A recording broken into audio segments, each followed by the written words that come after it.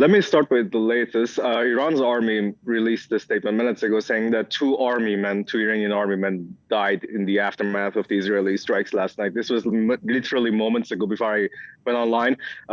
This is the latest. Um, I think this turn of chain of events, losing two army men, makes it difficult for Iran not to, respond or to restrain, because there have been reports, including the one published in the New York Times, saying that if Israel carries out a limited strike, Iran would be willing to let that go and pass it off.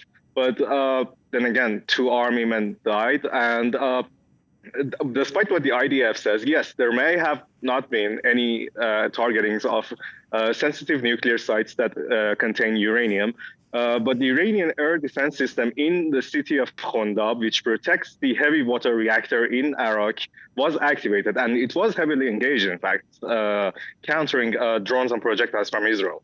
So, in fact, they did try to target one nuclear facility, though it's a heavy water reactor, and it does not contain anything that could contaminate the air around that area. But it is a nuclear facility that is under the IAEA investigation. So and IAEA inspectors come and go frequently. So that is one of the red lines that Iran had already warned. It has been crossed, an attempt to target a sensitive nuclear facility, and losing two army men, that makes it much more difficult. Yeah, that's a real interesting piece of news there. It could see the attack be escalated. What are we hearing from Iran? Are there any reaction? Um, to be honest, I do not have anything official right now. Despite the rhetoric that says that this was an escalatory action that we will respond, this was early in 6 a.m. Local time. That would be 4:30 Paris time. This was early on in the morning, and the issuer of that statement was a civil defense organization and air defense organization of Tehran.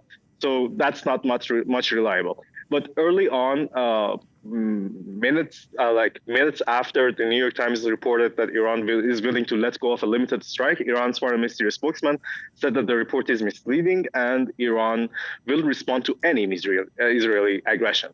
Uh, I can tell you that the first wave of attacks that came from 2:13 a.m. local time and lasted for 30 minutes, that could have been something that Iran would be willing to let go. But the second and third wave of attacks, especially the one on Arak heavy water, the attempt on Arak heavy water, has made things a lot more complicated.